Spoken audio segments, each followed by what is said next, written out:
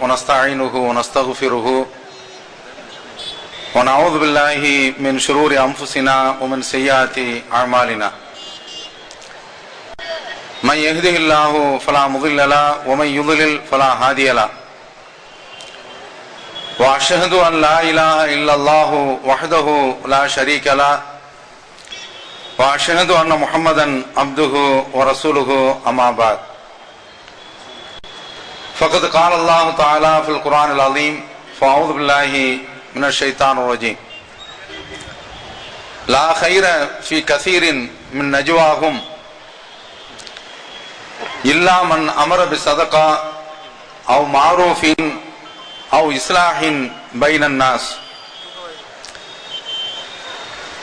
ومن يفعل ذلك ابتغاء مرضات الله فسوف نؤتيه أجرا عظيما. எல்லாம் அல்ல அல்லாஹ்வின் நல்லடியார்களே, அல்லாஹ்வுடைய மகத்தான கிருபையினால் பாலை ஜவஹர் திடலிலே மார்க்கத்தை தூய வடிவில் பிற மக்களுக்கு எடுத்து சொல்ல வேண்டும் என்ற நல்ல நோக்கத்தில் ஏற்பாடு செய்யப்பட்டிருக்கக்கூடிய இந்த கூட்டத்திலே நாம் எல்லாம் கலந்திருக்கின்றோம். இந்த நேரத்தில் எனக்கு தரப்பட்டிருக்கக்கூடிய தலைப்பு இஸ்லாமுக்கும் மனிதநேயம். இந்த தலைப்பு தரப்பட்டதற்கு காரணம், இஸ்லாம் என்றால் பயங்கரவாதம், இஸ்லாம் என்றால் தீவிரவாதம், இஸ்லாம் என்றால் வன்முறை கலாச்சாரம், அராஜகம் என்பது போன்ற ஒரு தோற்றம் உலக அளவில் ஏற்படுத்தப்பட்டிருக்கிறது. அமெரிக்காவில் ஒரு விமானத்தில் ஒரு 3-4 நாட்களுக்கு முன்னால் நடந்த சம்பவம். ஒரு பெண் அல்லாஹ் என்று சொல்கிறார். விமானத்தில் ஏறி அமர்ந்த அந்த பெண் செய்த பாவம் அல்லாஹ் என்று சொன்ன குற்றம்தான். உடனே அந்த விமானத்தில் இருந்து அந்த பெண் இறக்கப்பட்டு நீண்ட நேரம் காக்க வைக்கப்பட்டு அடுத்த விமானத்தில் ஏற்றி அனுப்பப்படுகிறார். செய்த பாவம், செய்த குற்றம், தப்பு அல்லாஹ் என்று சொன்னதுதான். அவன் எந்த அளவிற்கு முஸ்லிம்கள் மீது, இஸ்லாத்தின் மீது ஒரு கலங்க பார்வை, மிக கொடுமையான ஒரு பார்வை பார்க்கப்படுகிறது என்பதற்காக வேண்டி இஸ்லாம் இது போன்ற மனித நேயத்திற்கு அப்பாற்பட்ட ஒரு மார்க்கம் அல்ல. இஸ்லாம் என்று சொன்னாலே மனித நேயம்தான். மனித நேயத்திற்கு மறுபெயர் இஸ்லாம் என்று சொல்லலாம், இஸ்லாத்திற்கு மறுபெயர் மனித நேயம் என்று சொல்லலாம். அப்படிப்பட்ட அந்த மார்க்கம் இன்றைக்கு ஒரு சில தருதலைகளால், இஸ்லாத்தை பற்றி தெரியாதவர்களால் ஆங்காங்கு நடத்தப்படக்கூடிய வெடிகுண்டு கலாச்சாரம், தற்கொலைப்படை தாக்குதல், இது போன்ற வன்முறை கோர சம்பவங்களால் இந்த மார்க்கத்தினுடைய தூய தோற்றம் களங்கப்படுத்தப்பட்டிருக்கிறது, கரைப்படுத்தப்பட்டிருக்கிறது. அதை துடைப்பதற்காக வேண்டிதான் இது போன்று பிரமத சகோதரர்கள் வாழக்கூடிய அந்த பகுதியில் இப்படிப்பட்ட ஒரு தலைப்பை கொடுத்து இஸ்லாமிய மார்க்கம் அது அமைதி மார்க்கம் என்று எடுத்து சொல்கின்றோம். தமிழ்நாடு தௌஹீத் ஜமாத்தை பொறுத்தவரையில்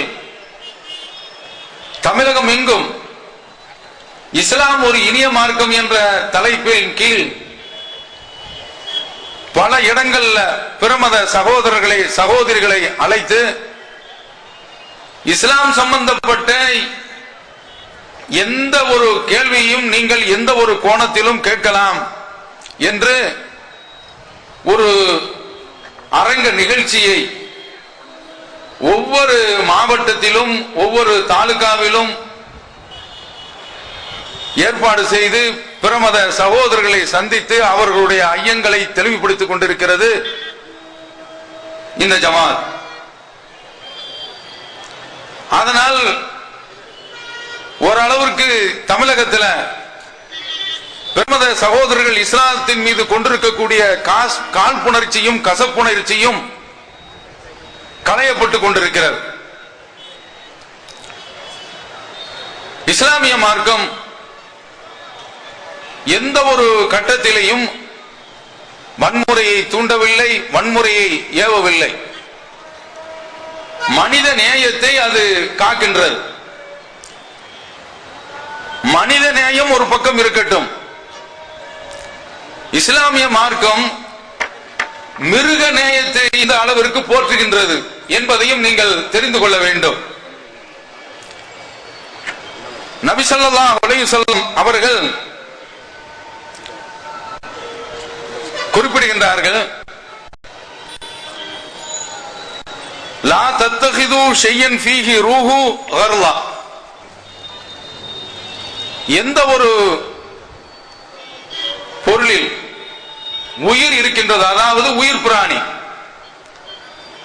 இந்த பிராணியை சித்திரவதை செய்யக்கூடிய ஒரு இலக்காக நீங்கள் ஆக்கிக் கொள்ளாதீர்கள் என்று குறிப்பிடுகின்றார்கள். இதை எதற்கு குறிப்பிடுகின்றார்கள் என்றால், அந்த காலத்தில் ஒரு பறவையை முன்னால் நிறுத்தி அதை நோக்கி அம்பு எய்து அந்த அம்பு அந்த பறவை மீது படவில்லை என்றால், எய்யக்கூடியவர் தோல்வி உற்றுவிட்டால் என்றால், அவருடைய குறி தவறிவிட்டது என்றால், எய்யக்கூடிய ஒவ்வொரு அம்பும் யார் அந்த பறவையை வைத்திருக்கிறாரோ அந்த பறவைக்காரருக்கு சொந்தம். இது போன்ற ஒரு சூதாட்டம் அந்த காலத்தில் நடந்து கொண்டிருந்தது. இது போன்ற காரியங்களில் ஈடுபடக்கூடாது என்பதற்காக வேண்டி நபி ஸல்லல்லாஹு அலைஹி வஸல்லம் அவர்கள் இந்த தடை உத்தரவை பிறப்பிக்கின்றார்கள். இப்னு மஸ்ஊத் ரலியல்லாஹு தஆலா, அப்துல்லாஹ் இப்னு உமர் ரலியல்லாஹு தஆலா அவர்கள் வருகின்றார்கள். அப்படி வரும் பொழுது அவர்கள் வரக்கூடிய அந்த இடத்தில் இது போன்று ஒரு பறவை நிறுத்தப்பட்டு அந்த பறவையை குறியாக வைத்து அம்புகள் எய்யப்படுகின்றன. அவங்க வருவதை தெரிந்து கொண்டு இளைஞர்கள் ஓட்டம் எடுக்கின்றார்கள். அப்துல்லாஹ் இப்னு உமர் ரலியல்லாஹு தஆலா அவர்கள் அதை பார்த்துவிட்டு,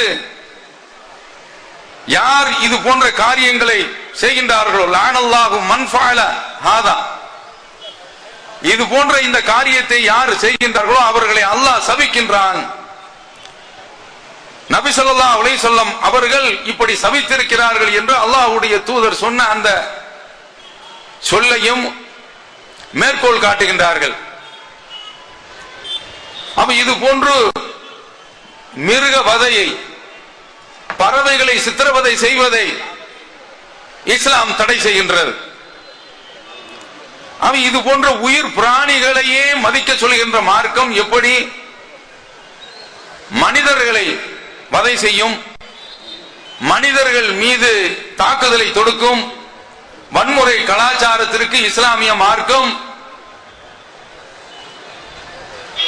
கதவு திறக்கும் என்பதை நீங்கள் சிந்தித்து பாருங்கள்.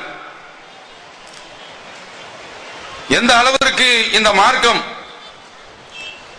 நன்மையை போதிக்கின்றது என்றால், உயிர் பிராணிகளை காக்கின்றது என்றால், அல்லாஹ்வுடைய தூதர் சொல்கின்றார்கள், எந்த ஒரு முஸ்லிம் ஒரு மரத்தை நடுகின்றார் என்றால், அல்லது ஒரு விவசாயத்தை அவர் செய்கின்றார் என்றால்,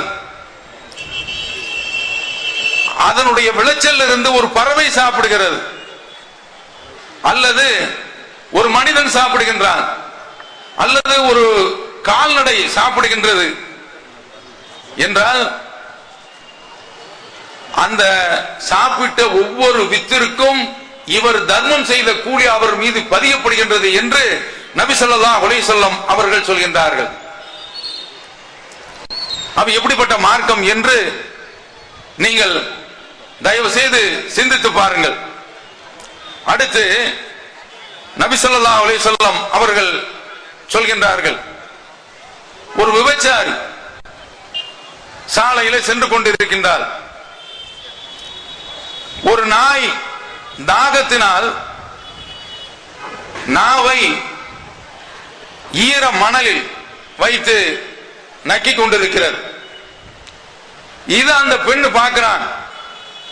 பார்த்துவிட்டு இதற்கு தாகம் எடுத்து விட்டது என்று தண்ணீரை கிணற்றில் இருந்து முண்டெடுப்பதற்கு எந்த ஒரு பொருளும் அந்த பெண்ணிடத்தில் இல்லை. அதனால தன்னுடைய காலணியை எடுத்து கிணற்றுக்குள் விட்டு அந்த நாய்க்கு தண்ணீர் கொடுக்கின்றால். இதன் காரணத்தினால் அவள் பாவம் மன்னிக்கப்பட்டு சுவனத்திற்கு அனுப்பப்படுகின்றாள் என்று நபி ஸல்லல்லாஹு அலைஹி வஸல்லம் அவர்கள் சொல்கின்றார்கள். விபச்சாரம் இஸ்லாமிய மார்க்கம் அதை மிக கடுமையாக விமர்சிக்கின்றது. தண்டனைக்குரிய குற்றம் என்று திருக்குர்ஆன் குறிப்பிடுகின்றது. அப்படிப்பட்ட ஒரு தொழிலில் பாவகரமான ஒரு செயலில் ஈடுபட்டிருக்கக்கூடிய அந்த பெண்ணுக்கு இது போன்ற ஒரு நாய்க்கு செய்த அந்த உதவியினால் பாவ மன்னிப்பு அளிக்கப்பட்டு சுவனம் பரிசாக வழங்கப்படுகின்றது என்றால் அவன் இந்த பிராணிகளை எந்த அளவிற்கு மதிக்க சொல்கின்றது என்பதை இதிலிருந்து புரிந்து கொள்ளலாம். அதுபோன்று ஒருவர் பாதையில் நடந்து செல்கின்றார். நடந்து செல்லக்கூடிய அந்த பாதையில் முட்செடி ஒன்று கிடக்கின்றது. அதை அப்புறப்படுத்துகிறார். அப்படி அப்புறப்படுத்தியதன் காரணத்தினால் அவருக்கு அல்லாஹ் தஆலா அவருடைய பாவத்தை மன்னித்து அவரை சுவனவாதியாக ஆக்கி விடுகின்றான். நபி ஸல்லல்லாஹு அலைஹி வஸல்லம் அவர்கள் சொல்கின்றார்கள். இன்னொருவர் இதே போன்று இந்த பெண்மணியை போன்று தாகமுற்ற ஒரு நாய்க்கு தண்ணீர் கொடுத்ததினால் அவருக்கும் சுவனம் அளிக்கப்படுகிறது என்று நபி ஸல்லல்லாஹு அலைஹி வஸல்லம் அவர்கள் சொல்கின்றார்கள். அப்ப உயிர் பிராணிகளுக்கு அதற்குரிய கடமையை இந்த மார்க்கம் செய்ய சொல்கின்றது என்றால், மிருகநேயத்தை போற்றுகின்றது என்றால் மனிதநேயத்தை எந்த அளவிற்கு அது போற்றும், அதற்கு மரியாதை கொடுக்கும் என்பதை சிந்தித்து பார்க்க வேண்டும். அடுத்து ஒரு பெண் அவள் நரகத்திற்குள் செலுத்தப்படுகின்றாள், நரகத்திற்கு அனுப்பப்படுகின்றாள். என்ன பாவம் செய்தால் என்று பார்க்கும் போது ஒரு பூனையை வீட்டில் கட்டி வச்சு அந்த பூனைக்கு தண்ணீரும் கொடுக்கல உணவும் கொடுக்கல. அதை அவிழ்த்து விட்டிருந்தால் அது போய் வெளியில் தனக்குரிய உணவை இறையை அது தேடி இருக்கும். அப்படி அது இறையை தேடுவதற்குண்டான வாசலையும் அடைத்து கட்டி போட்டு தானும் அதற்கு உணவு கொடுக்காமல் தண்ணீர் கொடுக்காமல் அப்படியே அந்த பூனை செத்து போனதன் காரணத்தினால் இந்த பூனைக்காக வேண்டிய அந்த பெண்ணுக்கு நரகம் தண்டனையாக வழங்கப்படுகின்றது என்றால் அவ எந்த அளவிற்கு மிருகநேயத்தை இந்த மார்க்கம் போற்றுகின்றது என்பதை நாம் இதிலிருந்து தெரிந்து கொள்ளலாம். அதனால இஸ்லாமிய மார்க்கம் மிருகநேயத்தை போற்றுகின்றது என்று இருக்கும் பொழுது மனித நேயத்திற்கு அது எந்த அளவிற்கு மரியாதை கொடுக்கும் என்பதை நீங்கள் தெரிந்து கொள்ளலாம். இந்த மார்க்கம் பள்ளிவாசலிலே இருந்து தொழுது கொண்டிருக்க வேண்டும், பள்ளிவாசலிலே இருந்து சில மந்திர சொற்களை சொல்லிக் கொண்டு இருக்க வேண்டும் என்று சொல்லிக் கொண்டிருக்கவில்லை. அதையும் சொல்கின்றது. மனிதர்களுக்கு செய்ய வேண்டிய அந்த கடமைகளை மனித நேயத்தை ஆற்ற வேண்டும் என்றும் திருக்குர்ஆன் அதிகமாக போதிக்கின்றது. லா கைர ஃபீ கஸீரின் மின் நஜ்வாஹும், மக்கள் ரகசியம் பேசுகின்றார்கள், ரகசியம் பேசலாம். அந்த ரகசியம் எந்த அடிப்படையில் இருக்க வேண்டும் என்றால் இல்லா மன் அமர பி ஸதகா, ஒரு தர்மத்தை பிறருக்கு கொடுக்க வேண்டும் என்ற அடிப்படையில் அந்த ரகசியம் இருக்க வேண்டும். ஒருத்தனை குளிபறிக்கக்கூடிய வகையில இருக்கக்கூடாது, ஒருத்தனை கவுக்கக்கூடிய வகையில அந்த ரகசியம் அமைந்திருக்க கூடாது. அல்லாஹ் குர்ஆனில் சொல்கின்றார், அவ் மாரூஃபின், அல்லது ஒரு நல்ல காரியம் செய்வதற்கு ரகசியம் பேச வேண்டும். அவ் இஸ்லாஹின் பைனன் நாஸ், மக்களுக்கு மத்தியிலே இணக்கத்தை ஏற்படுத்துவதற்காக வேண்டி ரகசியம் பேச வேண்டும்.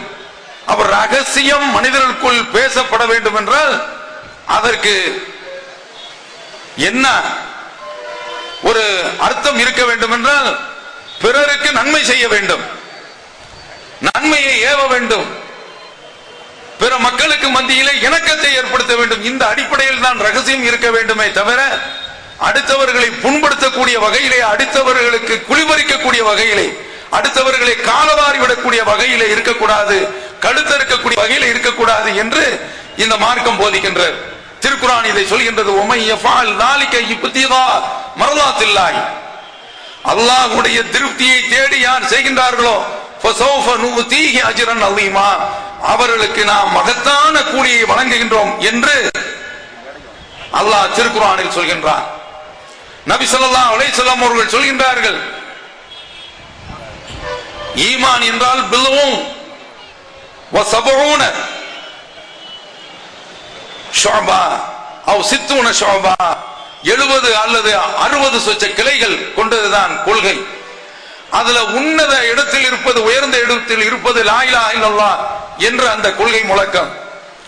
அதனுடைய கடைசியில் அமைந்திருப்பது இமாத்தத்துல் அதானி தரீக், பாதையில் இருந்து கற்களை முற்களை அகற்றுவது என்று நபி ஸல்லல்லாஹு அலைஹி வஸல்லம் அவர்கள் சொல்கின்றார்கள். இஸ்லாமிய மார்க்கத்தினுடைய கொள்கை அடுத்தவருடைய காலில் ஒரு கல்லோ முள்ளோ பதம் பார்த்திடக்கூடாது. அதிலையும் இன்றைக்கு நீரிழிவு நோயாளிகள் அதிகமாக இருக்கின்றார்கள். இந்த நீரிழிவு நோயாளிகளுக்கு எந்த ஒரு புண், ஒரு காயம் ஏற்பட்டாலும் பெரிய ஒரு பாதிப்பை ஏற்படுத்திவிடும். அவருடைய காலில் ஒரு முள்ளு தைத்து அது ரணமாக ஆகிவிட்டால், செப்டிக்காக ஆகிவிட்டால், அவருக்கு சுகர் அதிகமாக இருந்தால் அவருடைய காலையே எடுக்க வேண்டிய ஒரு பரிதாபகரமான நிலைக்கு அவர் தள்ளப்பட்டு விடுவார். அவன் பாதையில இது போன்ற கல் முற்களை அகற்ற வேண்டும் என்று இந்த மனித நேயத்தை மார்க்கம் சொல்லிக் கொடுக்கின்றது. இந்த மனித நேயத்தை இஸ்லாமிய மார்க்கம் ஒருவர் தன்னுடைய வீட்டில் இருந்து ஆரம்பிக்க வேண்டும். அப்படி ஆரம்பிக்க சொல்கின்றது. ஒருவன் தன்னுடைய பெற்றோர்களுக்கு நேயத்தை செலுத்த வேண்டும், அவர்கள் மீது அன்பு செலுத்த வேண்டும். திருக்குர்ஆன் சொல்கின்றது, வகலா ரப்புக அல்லா தஅபுது இல்லா இய்யாஹ், ஒரே ஒரு இறைவனை மட்டும்தான் வணங்க வேண்டும் என்று இறைவன் உங்களுக்கு விதித்திருக்கிறான். வபில் வாலிதைனி இஹ்சானா, பெற்றோர்களுக்கு நீங்கள் உபகாரத்தை செய்ய வேண்டும், அவர்கள் மீது மனித நேயத்தை நீங்கள் கடைபிடிக்க வேண்டும். இம்மா யபுலுகன்ன இந்தகல் கிபர் அஹதுஹுமா கிபரா அஹதுஹுமா, அந்த ரெண்டு பேர்கள் யாராவது ஒருவருக்கு வயோதிகம் ஏற்பட்டு விட்டால், அவு கிலாகுமா, அல்லது ரெண்டு பேர்களுக்குமே ஏற்பட்டு விட்டால், ஃபலா தகுல்லகுமா உஃப், அவர்களை பார்த்து சீ என்ற வார்த்தை கூட சொல்லிவிடாதீர்கள். வலா தன்ஹர்குமா, அவர்களை விரட்டாதீர்கள், அவர்களை மிரட்டாதீர்கள், அவர்களை உருட்டி சோதனைக்கு உட்படுத்தாதீர்கள். ஒக்குல்லகுமா கௌலன் கரீமா, அவர்களிடத்தில் மரியாதையான பேச்சையை நீங்கள் பேசுங்கள். குர்ஆன் சொல்கின்றது. இன்றைக்கு தன்னுடைய பெற்றோர்களை பராமரிக்காம முதியோர்கள் இல்லத்தில் கொண்டு போய் சேர்க்கக்கூடிய அநியாயத்தை நாம் பார்க்கின்றோம். ஆனா இஸ்லாமிய மார்க்கம் தன்னுடைய பெற்றோர்களை கவனிக்க வேண்டும், அவர்களை பராமரிக்க வேண்டும், அவர்களை பாதுகாக்க வேண்டும். அதிலும் குறிப்பாக அவர்கள் வயோதிக கட்டத்தை அடைகின்ற பொழுது எல்லா விதமான பலவீனத்திற்கும் அவர்கள் ஆட்பட்டு விடுவார்கள், எல்லா விதமான நோய்களுக்கும் அவர்கள் இலக்காகி விடுவார்கள். அந்த சந்தர்ப்பத்தில் அவர்கள் திரும்ப திரும்ப திரும்ப நம்ம இடத்திலே உதவி கேட்பார்கள். அது நமக்கு நச்சரிப்பாக, நமக்கு எரிச்சலாக, நமக்கு ஆத்திரமாக ஆகிவிடும். அந்த சந்தர்ப்பத்தில் அவர்களை நோக்கி முகம் சுளிக்கக்கூடிய, முகத்தை சுண்டக்கூடிய ஒரு சோதனை ஏற்படும். அப்படி எந்த ஒரு பிள்ளையும் தன்னுடைய பெற்றோர்களிடத்தில், தந்தையிடத்தில், தாயிடத்தில் நடந்துவிடக் கூடாது என்று வீட்டில பெற்றோர்களிடத்தில் மனிதநேயத்தை பேண சொல்கின்றது. உலகத்தில் இது போன்ற ஒரு மார்க்கத்தை நீங்கள் பார்க்க முடியாது. இன்றைக்கு பெற்றோர்களை அருவாளை எடுத்து வெட்டுறான். இஸ்லாமிய மார்க்கம் திட்டக்கூடாது என்று சொல்கின்றது என்றால் இவர்கள் வெட்டக்கூடிய நிலைக்கு போகின்றார்கள் என்றால் இந்த அளவிற்கு பெற்றோர்கள் மீது அவர்களுடைய பிள்ளைகள் மனிதநேயத்தை கடைபிடிக்கவில்லை என்ற ஒரு கொடுமையை நாம் பார்க்கின்றோம். இஸ்லாம் எந்த அளவிற்கு சொல்கின்றது என்றால் மனித நேயத்தினுடைய முன்னோடி, எடுத்துக்காட்டு, முன்னுதாரணம் முகமது நபி ஸல்லல்லாஹு அலைஹி வஸல்லம் அவர்கள் சொல்கின்றார்கள். பெரும் பாவத்தில் உள்ளது ஒருவன் தன்னுடைய பெற்றோர்களை திட்டுவது என்று நபி ஸல்லல்லாஹு அலைஹி வஸல்லம் அவர்கள் சொல்கின்றார்கள்.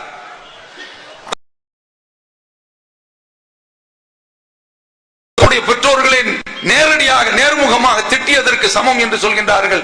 எப்படி? ஒருத்தன் இன்னொருத்தனோட சண்டை போடுவான்.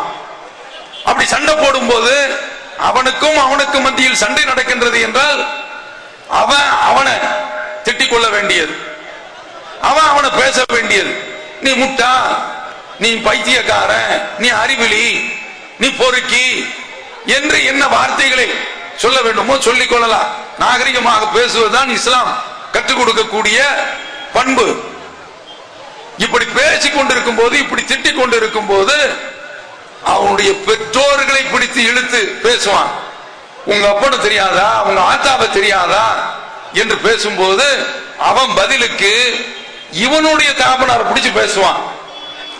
இதுதான் இவன் தன்னுடைய தந்தையை, தன்னுடைய தாயை நேரடியாக திட்டியது என்று நபி ஸல்லல்லாஹு அலைஹி வஸல்லம் அவர்கள் சொல்கின்றார்கள். என்றால் எதிரொலி மூலமாக, ரியாக்ஷன் மூலமாக திட்டுவது தன்னுடைய தந்தையே, தன்னுடைய தாயையே நேரடியாக திட்டியதாகும்.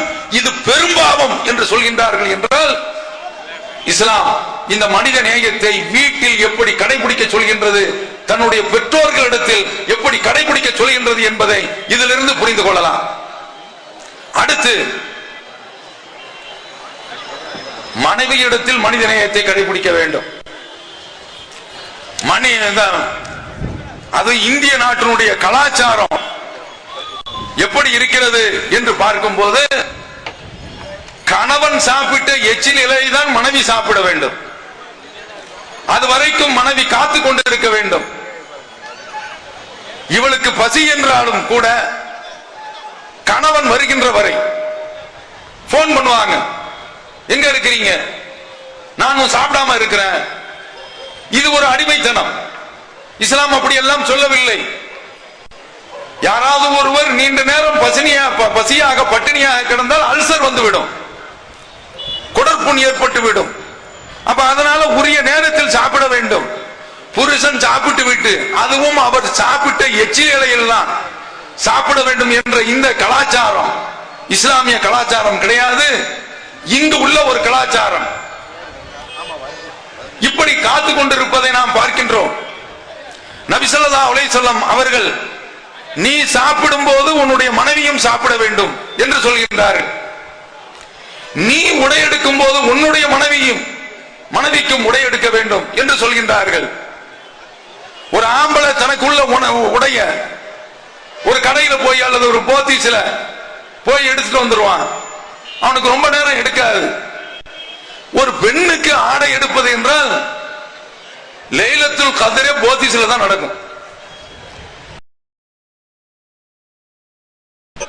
கணவன் வர்ற வரைக்கும் நீ காத்திருக்க இருந்தால் கூட இருந்து சாப்பிட வேண்டியது.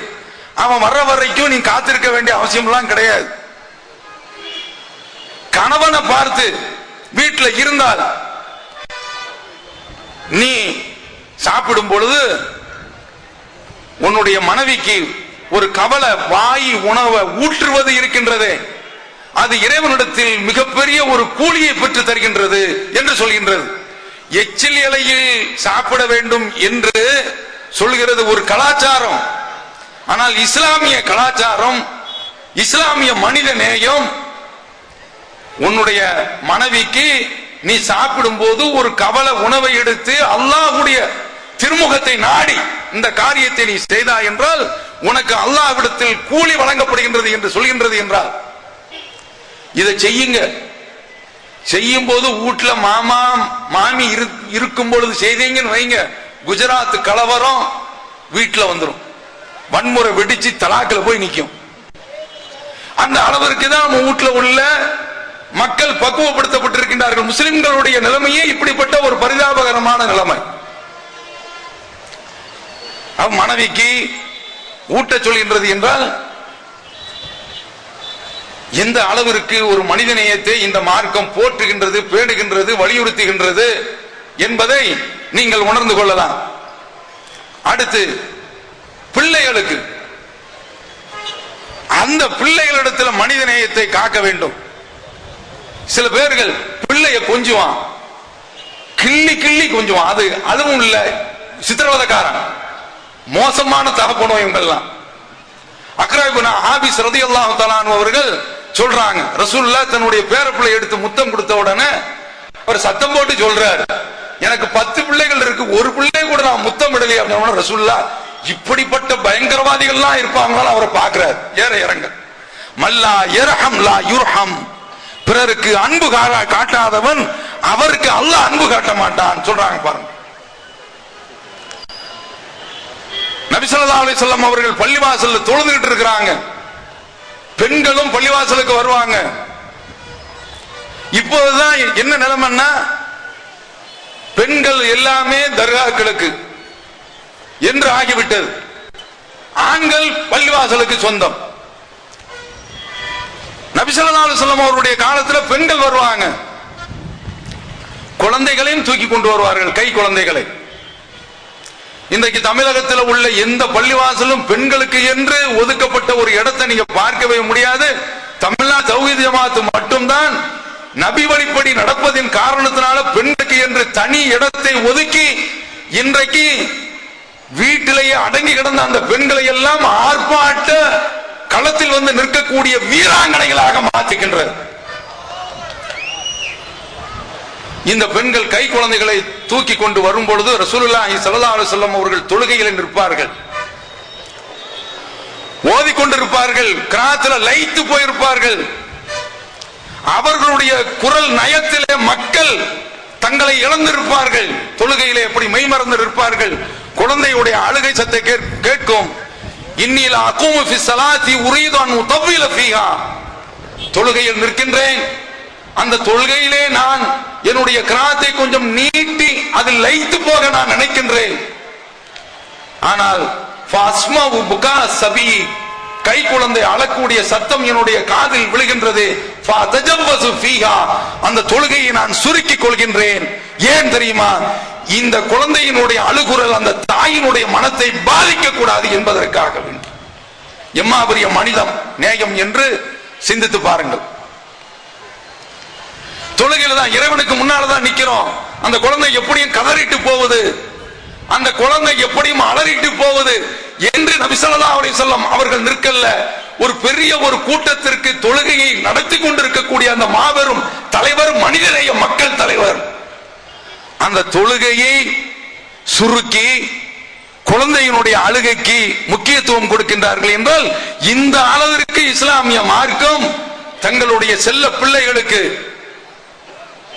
தாங்கள் பெற்ற அந்த பிள்ளைகளுக்கு அன்பை செலுத்த வேண்டும், அரவணைப்பை செலுத்த வேண்டும், மனிதநேயத்தை காட்ட வேண்டும் என்று போதிக்கின்றது என்றால் இப்படிப்பட்ட இந்த மார்க்கம் அடுத்தவர்கள் மீது, அடுத்தவருடைய பாதத்தில் முள் தைக்க கூடாது என்று சொல்லக்கூடிய மார்க்கம், கல்படக்கூடாது என்று சொல்லக்கூடிய மார்க்கம் குண்டை வீசி சாகடிக்குமா? தயவு செய்து நீங்கள் சிந்தித்து பாருங்கள். இப்படிப்பட்ட இந்த இஸ்லாமிய மார்க்கம் தான் இன்றைக்கு கோரப்படுத்தப்படுகின்றது, கொச்சைப்படுத்தப்படுகின்றது. ஆக தன்னுடைய குடும்பத்தில் பெற்றோர்களிடத்தில் மனிதநேயம், மனைவியரிடத்தில் மனிதநேயம், பிள்ளைகளிடத்தில் மனிதநேயம், அடுத்து அந்த வட்டத்தை அப்படி விரித்துக் கொண்டே வருகின்றது. அண்டை வீட்டுக்காரன், நபி ஸல்லல்லாஹு அலைஹி வஸல்லம் அவர்கள் சொல்கின்றார்கள், அண்டை வீட்டுக்காரர்களுடைய உறவை பேண வேண்டும். எந்த அளவிற்கு மார்க்கம் சொல்கின்றது என்றால், உன்னுடைய வீட்டுல ஒரு சால்னா நீ காய்ச்சினா என்றால், ஆட்டு குழம்பாக இருந்தாலும் சரிதான், கொஞ்சம் தண்ணீரை கொஞ்சம் கூட்டி விட்டாவது நீ அடுத்த வீட்டுக்கு கொடுத்து விடு என்று சொல்லக்கூடிய அளவிற்கு மனித நேயத்தை காக்கின்றார். அண்டை வீட்டுக்காரன் அரவணைக்க சொல்லுது. இப்ப அண்டை வீட்டுக்காரன்னா சண்டை வீட்டுக்காரன் தான் வச்சிருக்கிறான். ரெண்டு பேரும் கோர்ட்ல நிக்கிறான். பொதுச்சுவர் சண்டைக்காக வேண்டி பக்கத்து வீட்டுல ஒரு ஆணி அடிச்சா இவனுடைய மண்டை கபாலத்தில் அடிக்கிற மாதிரி சத்தம். யாரா பொதுச்சுவர்ல கை வச்சது? கிளம்பி வந்தாரான். அந்த பொதுச்சுவர்ல உள்ள அதாபு இருக்க பெரிய அதாபு. அவ்வளவு சண்டை, அவ்வளவு பஞ்சாயத்து. மாசால ஜிப்ரீலு யூசீனி ஹத்தா அன்னஹு சைவர்ரிசு. இந்த அடுத்த வீட்டுக்காரர் அண்டை வீட்டுக்காரர் விஷயத்தில் ஜிப்ரீல் என்னிடத்துல வலியுறுத்தி சொல்லிக் கொண்டே இருந்தார்கள். நான் எந்த அளவிற்கு பயந்தேன் என்றால், பக்கத்து வீட்டுக்காரர்களுக்கு சொத்துல பாத்தியதை கொடுத்து விடுவார்களோ என்று பயப்படக்கூடிய அளவுல ஜிப்ரீல் அலைஹிஸ்ஸலாம் அவர்கள் அண்டை வீட்டுக்காரனுடைய உறவை பேண சொல்லி இருந்தார்கள் என்று சொல்லுகின்றார்கள். என்றால் எந்த அளவிற்கு பிற மக்களுக்கு மத்தியில மனிதநேயத்தை காக்க சொல்கின்றது. நபி ஸல்லல்லாஹு அலைஹி வஸல்லம் அவர்கள் சொல்கின்றார்கள், ஒவ்வொரு முஸ்லிமும் அவன் ஏதாவது ஒரு தர்மத்தை செய்து கொண்டே இருக்க வேண்டும். அப்ப நபி தோழர்கள் கேட்கிறாங்க, பமல்லம் யஜித், கொடுக்கிறதுக்கு காசு இல்லனா, வசதி இல்லனா என்று கேட்கும்போது ரசூலுல்லாஹ் சொல்றாங்க, உன்னுடைய சொத்து சுகம் எதுவும் இருந்தா தான் கொடுக்கணும் என்ற அந்த மாதிரியான ஒரு போதிய வசதி இல்லை.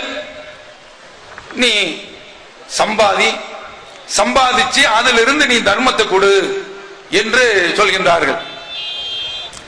சரி, அதுக்கும் இல்லைனா ரசூலுல்லாஹ் சொல்றாங்க, யுஈனு தல் ஹாஜத்தில் மல்ஹூஃப், பாதிக்கப்பட்டவனுக்கு உதவி செய், தேவை உடையவனுக்கு உதவி செய், அது ஒரு தர்மம். இன்றைக்கு நீங்க தமிழகத்தில் இது மாதிரி உதவி செய்யக்கூடிய ஒரு ஏக்கம் இருக்கின்றது என்றால், நீங்கள் தேடி தேடி பார்த்தாலும் இந்த தமிழ்நாடு தௌஹீத் ஜமாத்தை தவிர்த்து வேற எந்த ஒரு இயக்கத்தையும் காணவே முடியாது. இத இருமாப்புல சொல்லல, கருவத்துல சொல்லல, கிடையாது. இன்றைக்கு மக்கள் இந்த அளவிற்கு வருகின்றார்கள் என்றால், மக்கள் இந்த ஜமாத்தில் வந்து தங்களை ஐக்கியப்படுத்திக் கொள்கின்றார்கள் என்றால், அவ்வளவு பெரிய சேவைகளை இந்த ஜமாத்து செய்து கொண்டிருக்கிறார். பாருங்க, மஸ்ஜிதுர் ரஹ்மான்ல நான் உதாரணத்திற்காக அப்படி சொல்லிட்டேன், தமிழகம் எங்கும் இது போன்று மாணவர்கள் உட்கார்ந்து கொண்டு ஸ்காலர்ஷிப்புக்காக வேண்டி மத்திய அரசாங்கம் வழங்கக்கூடிய அந்த நிதி உதவிக்காக வேண்டி ஆன்லைன்ல பதிவு செய்கின்றார்கள்.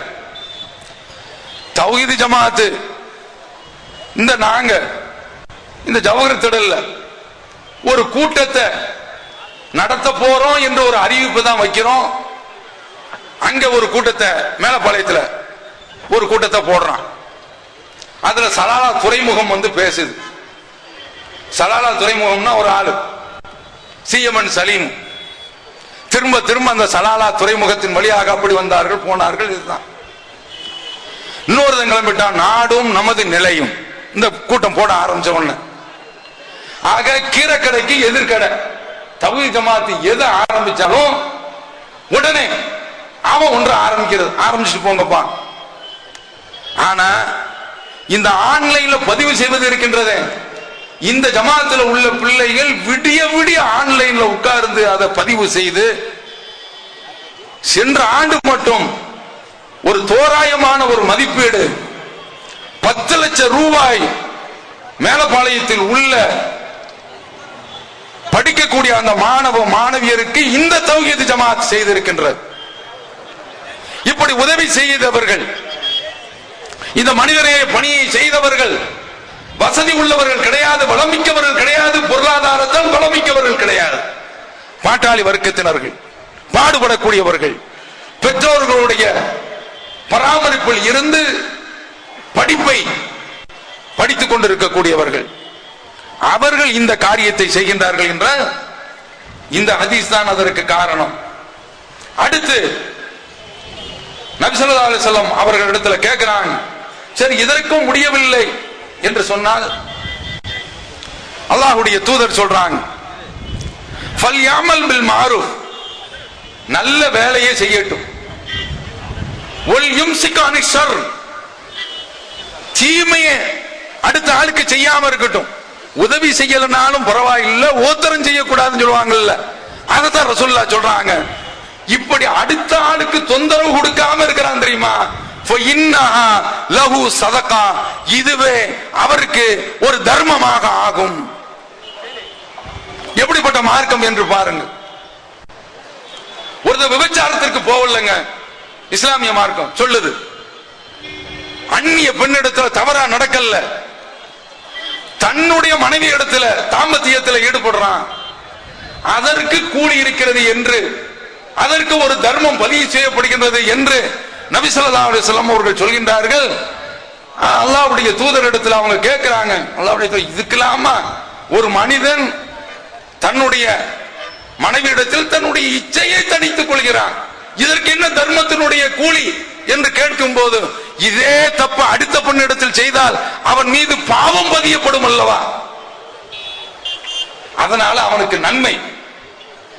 இது அந்த தீமையை செய்யாம நேரிய வழியில ஹலாலான முறையில தன்னுடைய இச்சையை தணித்துக் கொள்கின்றானே, அதற்கு என்று ஒரு கூலி வழங்கப்படுகின்றது என்று சொல்கின்றது என்றால் இந்த மார்க்கம் நீங்கள் சிந்தித்து பாருங்க. அதாவது தன் வேலை உண்டு, தன் ஜோலி உண்டு, தன் பாடு உண்டு, ஆனா வீட்டில இருந்து அடுத்த ஆளுக்கு எந்த விதமான ஒரு தொந்தரவும் இல்லாமல் மனைவி இடத்துல இது போன்று இல்லறத்தில் ஈடுபடுறான், இதற்கு ஒரு தர்மம் அளிக்கப்படுகின்றது என்றால் ஏன் அடுத்த ஆளுக்கு தொந்தரவு கொடுக்கல என்பதற்காக வேண்டி தர்மம் கொடுக்கப்படுகின்றது என்றால் எப்படிப்பட்ட மனிதநேயம் கொண்ட மார்க்கம் என்று தயவு செய்து நீங்கள் சிந்தித்து பாருங்கள். மறுமையில நாளைக்கு அல்லாஹ் தஆலா, ஏய் நீ தஹஜ்ஜுத் தொழுதியா என்ற கேள்வி இருக்காது. அது கடமையான வணக்கம் கிடையாது, செய்தால் அதற்கு கூலி உண்டு. கடமையான தொழுகையை விட்டு விட்டால் கேள்வி இருக்கின்றது. நாளைக்கு அல்லாஹ் தஆலா விசாரிக்கும் போது இந்த இபாதத்துகள் சம்பந்தப்பட்ட கேள்வியாகத்தான் கேட்பான் என்று கிடையாது, அதை பற்றியும் கேட்பான். அவன் கேட்கக்கூடிய ஒரு கேள்வி முஸ்லிமில் வரக்கூடிய செய்தி, எப்பா நான் நோயாளியாக இருந்தானே என்ன வந்து நீ விசாரிச்சியா என்று கேட்கின்றான். அப்ப உடனே இவன் புத்திசாலி நல்ல பதில் சொல்றான், அந்த ரப்புல் ஆலமீன் நீ அயலத்தாருக்கெல்லாம் ரட்சக, நாங்க நோய்வாய்ப்பட்டிருந்தா நீ தான் நீக்கக்கூடிய ஆற்றலை பெற்றவன், உனக்கு என்ன நோய் வந்துச்சு, நீ எங்க படுத்து கிடந்த, நீ எந்த ஆஸ்பத்திரியில் அட்மிட் ஆயிருந்த, உன்னை வந்து நாங்க பார்க்கிறதுக்கு அப்படின்னு கேட்கும் போது, அட பைத்தியக்காரா அப்படின்னு சொல்லல, அல்லாஹ் அவனை பார்த்து சொல்றான், ஏ என்னுடைய இன்னும் அடியா நோய்வாய்ப்பட்டு ஆஸ்பத்திரியில் படுத்திருந்தான், வீட்டுல படுத்திருந்தான், நீ ஏறிட்டு பார்த்தியா, விசாரிச்சியா, அவனுக்காக வேண்டி போய் துஆ செய்தியா? நீ அப்படி விசாரித்திருந்தால் அந்த இடத்தில் நீ என்னை கண்டிருப்பாய், அதற்குரிய கூலிய அந்த மனிதனையும் காத்த அதற்குரிய கூலியை இப்போது நான் உனக்கு தந்திருப்பேன். அல்லாஹ் சொல்கின்றான், நான் பசியா கிடந்தனப்பா, சோறு இல்லாம கிடந்தேன், சுருண்டு கிடந்தேன், உருண்டு கிடந்தேன், பசியில துடிச்சு கிடந்து கிடந்தேன், நீ எனக்கு சோறு தந்தியா? இவன் சொல்றான், அந்த ரப்புல் ஆலமீன் நீ அழுகிறத்தாருக்கெல்லாம் ரிச்சகன், நீ தான் எல்லாருக்கும் சோறு கொடுக்கக்கூடியவன், உணவு கொடுக்கக்கூடியவன், உனக்கு எப்படி பசி வரும்? அப்போது அல்லாஹ் தஆலா சொல்கின்றான், இன்ன அடியான் பசியாக கிடந்தான், பட்டினியாக கிடந்தான், நீ அவனுக்கு ஏதாவது உணவு கொடுத்தியா? அப்படி நீ உணவு கொடுத்திருந்தால் அந்த இடத்துல என்ன நீ கண்டிருப்ப, அதைத்தான் நான் கேட்கிறேன், அதற்குரிய கூலியை இப்ப நான் தந்திருப்பேன். இது போன்று தண்ணீர் தாகித்து கிடந்தேன், அப்போது நீ எனக்கு தண்ணீர் தந்திருந்தால் அதற்குரிய கூலியை நீ பெற்றிருப்பாய். மார்க்கம் சொல்கின்றது. அப்ப இப்படி மனித நேயத்தை காக்க சொல்கின்றது இந்த மார்க்கம். பிற மனிதருக்கு செய்யக்கூடிய அந்த சேவைகள் நாளைக்கு மறுமையில இறைவனிடத்துல விசாரணை என்ற அடிப்படையில் விசாரிக்கப்படுகின்றது. அதற்கு அடியான் பதில் சொல்ல வேண்டிய நிர்பந்தத்திற்கு உள்ளாகின்றான். அப்ப அதனால இந்த மனித சேவையை இஸ்லாமிய மார்க்கம் அதை ஒரு வணக்கமாகவே ஆக்கி வைத்திருக்கின்றது. இப்படிப்பட்ட ஒரு மனித சேவைய பிற மனிதர்களுக்கு செய்ய வேண்டிய இந்த உதவிய மனித நேயத்தை இந்த ஜமாஅத்து வெள்ள நேரத்தில் செய்தது. நாங்க இந்த நேரத்தில் ரொம்ப வருத்தப்படக்கூடிய விஷயம் என்ன தெரியுமா? ஊனமுற்ற இந்த ஊடகம் குருடைய இயந்திரமே முடங்கி போனது. அவ்வளவு பெரிய அளவுல அதிகாரத்தை வைத்திருக்கக்கூடிய ஆட்களை வைத்திருக்கக்கூடிய அதிகாரிகளை வைத்திருக்கக்கூடிய செய்தி தொடர்பு சாதனங்களை வைத்திருக்கக்கூடிய நினைத்த இடத்திற்கு நினைத்த மாத்திரம் போய் ஏறிட்டு பார்க்கக்கூடிய அளவிற்கு இந்த ஜமாஅத்தினுடைய தமிழ்நாடு தௌஹீத் ஜமாஅத்தினுடைய போராளிகள் சென்னையில் களத்தில் நின்றார்கள். சாதாரணமான ஒரு காரியமா?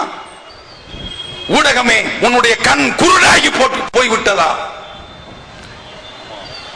நாங்க எங்களுடைய ஜமாஅத்து டிஎன்டிஜிக்கு விளம்பரம் தேவை என்பதற்காக நீ இதை சொல்லவில்லை. நீ எங்க பார்த்தாலும் முஸ்லிம்களை கொண்டு வைக்கிறவன், கொள்றவன், கொடியவன், கொடூரமானவன். நேத்து ஒரு தடியம் பேட்டி கொடுத்தான்ல, கர்ண கொடூரமானவன் என்று. இந்த மாதிரியான அளவு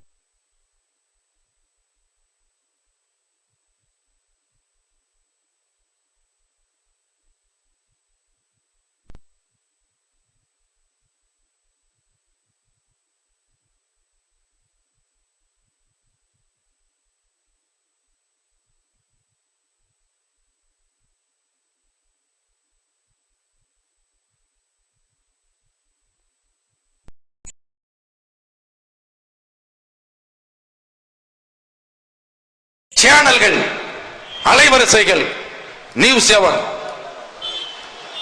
அது போன்று புதிய தலைமுறை இவர்கள் இந்த ஜமாஅத்தினுடைய சேவையை மக்களுக்கு எடுத்து சொன்னார்கள். இந்த ஜமாஅத்து அன்றைய காலகட்ட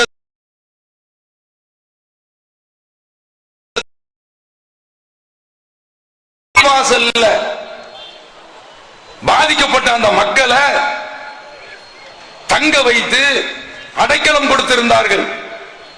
அவர்கள் சொன்ன ஒவ்வொரு வார்த்தையும் சாதாரணமான வார்த்தை கிடையாது. அப்படிப்பட்ட வார்த்தைகளை நான் ஒவ்வொன்றாக எடுத்து சொல்லி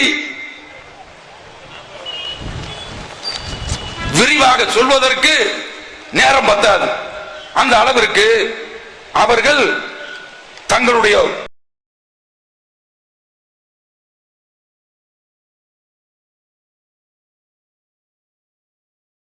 காணல. இந்த ஜமாஅத்து அந்த பெண்ணிடத்தில் விசாரிச்சு அது அவர்களுக்கு தான் சொந்தமா என்று தெரிந்து அவர்களிடத்தில் ஒப்படைக்கின்றது. ஒரு அழுகிய பிணம். அந்த பிணத்தை இந்த சகோதரர்கள் போய் நின்று அதை அப்புறப்படுத்துறாங்க. அதை பற்றி அதை மட்டும் சொல்லிவிட்டு நிறைய செய்திகள் இருக்கின்றன. அதை மட்டும் நான் சொல்றேன். சென்னையில் காணும் இடங்களில் எல்லாம் இஸ்லாமிய தோழர்கள் மெய் செலுத்து போய்விட்டேன். இவர்களையா இந்த பத்திரிகை மீடியாக்கள் தீவிரவாதிகள் என்று எங்களை நம்ப வைத்தது? வருந்துகிறேன். எந்த ஜாதி எந்த மதம் என்று பாராமல் இறந்த பிணத்தை கூட எடுத்து வருகிறார்கள். ராணுவம் நுழைய தயங்கிய இடங்களில் எல்லாம் அனைத்து ஏக இஸ்லாமிய தோழர்கள் களப்பணி செய்தது உண்மையில் என்னை ஆச்சரியப்பட வைத்தது. நிச்சயம் இவர்களுக்கு பின்னால் ஒரு ரோல் மாடல் இருக்க வேண்டும். அது அவர்கள் உயிருக்கு மேலாக மதிக்கக்கூடிய இதுல யாரும் முஸ்லிம்கள் சொல்ல நேரம் இல்லைங்கிறதுனால அது சொல்ல முடியல. இந்த பதிவுகளை, இந்த பாச முத்திரைகளை பதிவு செய்தவர்கள் பிரமத சகோதரர்கள். பாருங்க எந்த அளவிற்கு இந்த சமூக பணியை இந்த மக்கள் செய்திருக்கிறார்கள். ஒரே ஒரு காரணம், அல்லாஹ் குர்ஆனில் சொல்வது போன்று இன்னமா நுதையிமுக்கும் லிவஜில்லாஹ், நாங்கள் உங்களுக்கு உணவு தருவதெல்லாம், வெள்ளத்தில் மிதந்து நீந்தி வந்து உங்களுக்கு உணவு தருவதெல்லாம் இன்னமா நுதிமுழுக்கும் வதியில்லா அல்லாஹ்வுடைய திருமுகத்திற்காக வேண்டிதான். லா நுரீது மின்கும் ஜஸாஅன் வலா ஷுக்கூரா, உங்களிடத்தில் இருந்து தேங்க்ஸ் என்ற வார்த்தையை நாங்கள் எதிர்பார்த்து செய்யவில்லை. கடமையை செய், கூலியை எதிர்பார்க்காதே என்று சொல்வார்களே, அதை இந்த ஜமாஅத்து செய்திருக்கின்றது. கூலியை எதிர்பார்த்து நீ விவகாரம் செய்யாதே. செய்த எவ்வளவு பெரிய ஒரு சேவையை செய்திருக்கிறோம். அதுல அந்த பிரமத சகோதரர்களை கவர்ந்தது, அவர்களுடைய உள்ளத்தை கொள்ளை கொண்டது. பள்ளிவாசல்ல வச்சு அவங்கள முஸ்லிம்கள் பாதுகாத்தது, பராமரித்தது, உணவு கொடுத்தது. அதுதான். ஆனால் இன்றைக்கு என்ன நடக்கின்றது தெரியுமா?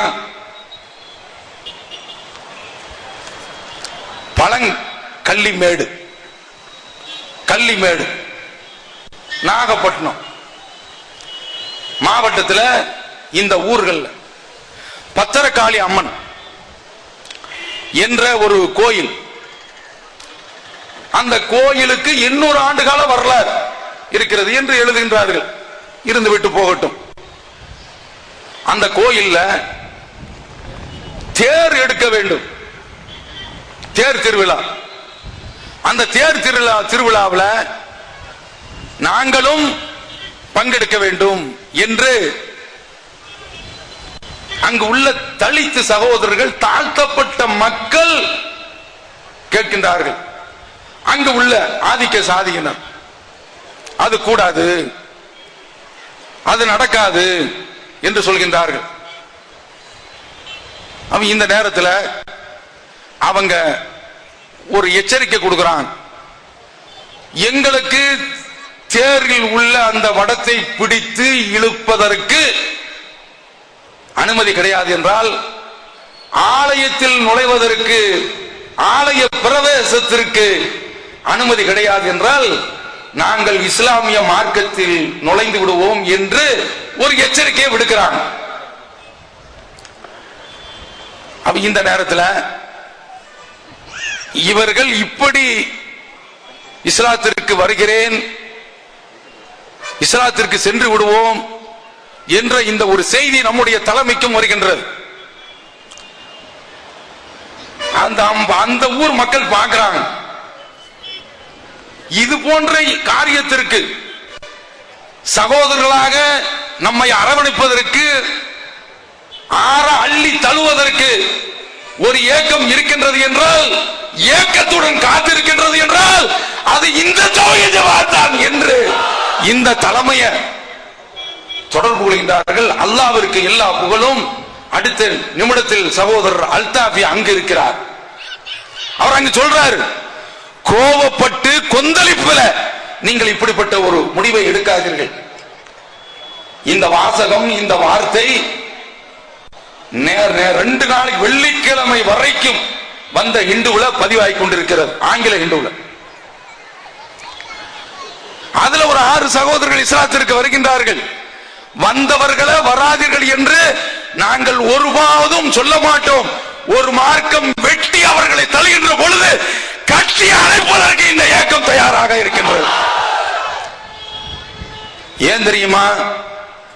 ஒரு காலத்தில் நாங்கள் எல்லாம் யார், நீங்கள் எல்லாம் யார், இந்த ஆலயத்திற்குள் நுழையக்கூடாது என்று தடுத்ததன் காரணத்தினாலதான், மனித நேயத்தை காட்டாததன் காரணத்தினாலதான், தலித்துகள் என்றால் பொட்டு பூச்சிகள், புண்மை தேரைகள் என்று போட்டு மிதித்ததன் காரணத்தினால்தான், சாதி என்ற நுகத்தடியிலே வைத்து கசக்கியதன் காரணத்தினால்தான் வெளியே பீரிட்டு வந்தோம், இஸ்லாமிய மார்க்கத்தில் நுழைந்தோம். நாம் அந்நியர் அல்ல, அடுத்த நாட்டவர்களை சேர்ந்தவர்கள் கிடையாது. மோடி இன்றைக்கு இவரை மாதிரி ஒரு நடிகர் நீங்க பார்க்கவே முடியாது. பாயோ பகனோ லெப்ட் ஹேண்ட் தான் ஆடுவான், பாயோம் பகனோ, உலக மகா பொய்யங்க. தலித்துகளை தாக்காதீர்கள், என்னை வென்றால் தாக்குங்கள். அது உணர்ச்சி பொங்கி சொல்றான். அதுக்கு பேஸ்புக்ல அழகா போட்டிருக்கான். ஒரு வீட்டுல ஒரு வெறி நாய ஒரு முதலாளி அவுத்து விட்டான். அது எல்லாரையும் போய் கடிச்சுக்கிட்டு இருக்கு. வள்ளு வள்ளுன்னு போய் கடிச்சுக்கிட்டு இருக்குது. அவ அந்த வெறி நாய என்ன செய்யணும்? இவன் வீட்டுல பிடிச்சி கட்டு போடணும். இந்த வெறிநாய இந்த சொறிநாய கட்டி போடுறதுக்கு பதிலாட்டு மேடையில் நின்று பேசுறான். நீங்கள் யாரையும் கடிக்காதீர்கள், கடிக்க வேண்டும் என்றால் என்னை கடித்துக் கொள்ளுங்கள். ஏண்டா இத சொல்றதுக்கு ஒரு பிரைம் மினிஸ்டரா? அவன் எந்த அளவிற்கு இவர்கள் இருக்கின்றார்கள் என்பதை தொகாடியா கிளம்பிட்டான். இப்படி திட்டலாமா? நீங்க ரெண்டு பேரும் அடிச்சுக்க கூடிய அந்த காலகட்டம் வெகு தூரத்தில் இல்ல. அல்லாஹ் உங்களை கொண்டு வந்து ஆட்சியில் அமர்த்திருக்கிறான, நீங்க முட்டிக்கொண்டு சாகக்கூடிய அந்த காலம் வெகு தூரத்தில் இல்லை.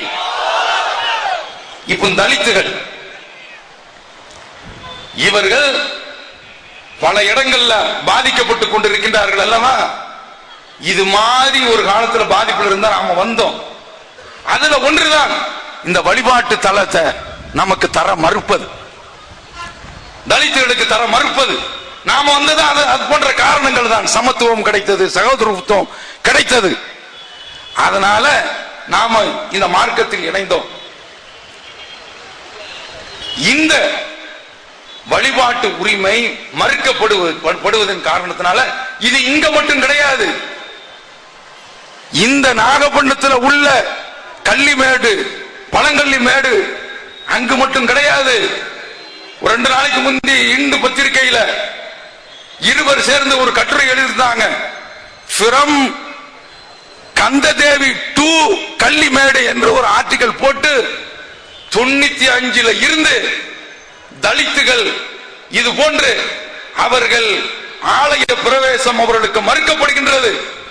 நல்ல அழகா தோலுரிச்சு காட்டியிருக்கிறாங்க. ஏகத்துவத்தில் அதனுடைய குறிப்புகளை மட்டும் தலையங்கமாக நான் எழுதியிருக்கின்றேன்.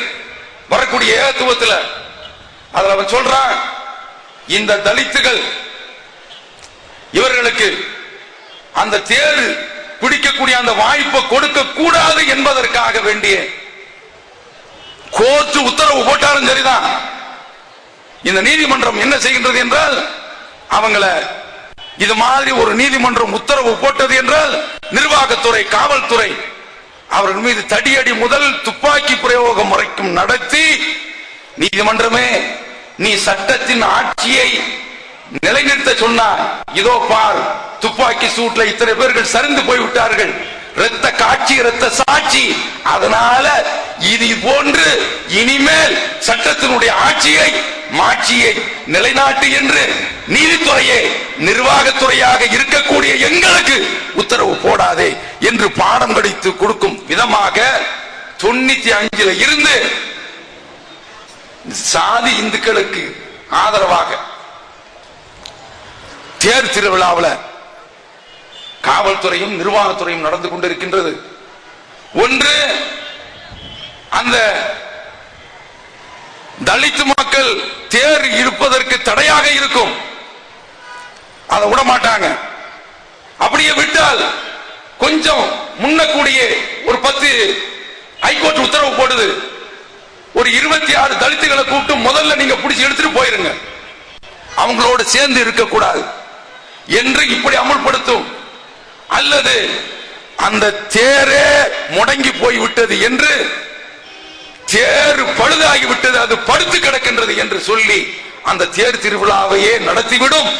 எக்காரணத்தை முன்னிட்டும் இந்த தலித்துகளுக்கு ஆலய பிரவேசம் கிடையாது என்பதில் அரசு இயந்திரம் உறுதியாக இருக்கிறது என்று சொல்கின்றார். நாம் அந்த தலித் மக்களுக்கு சொல்கின்றோம், பிரகடனப்படுத்துகின்றோம். இதோ மக்களுக்கு நீங்கள் அறிவியுங்கள், அல்லாஹ் தஆலா சொல்றான்.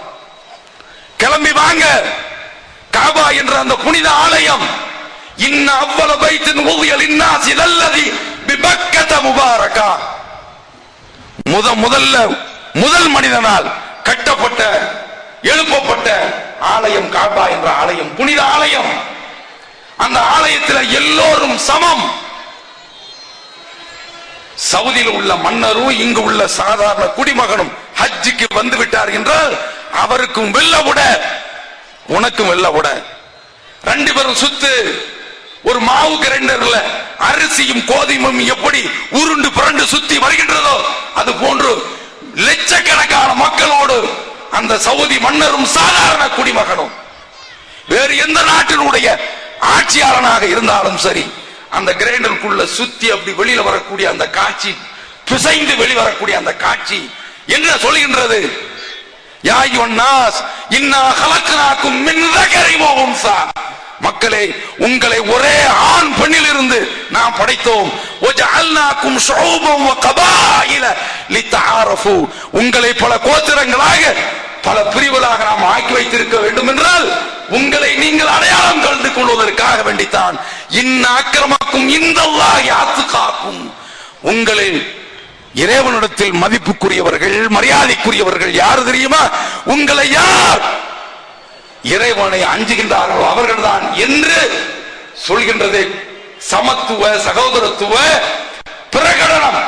அந்த பிரகடனத்தை ஒவ்வொரு ஆண்டும் இந்த ஹஜ் என்ற மாநாட்டில் செயல்படுத்தி காட்டிக் கொண்டிருக்கிறார்.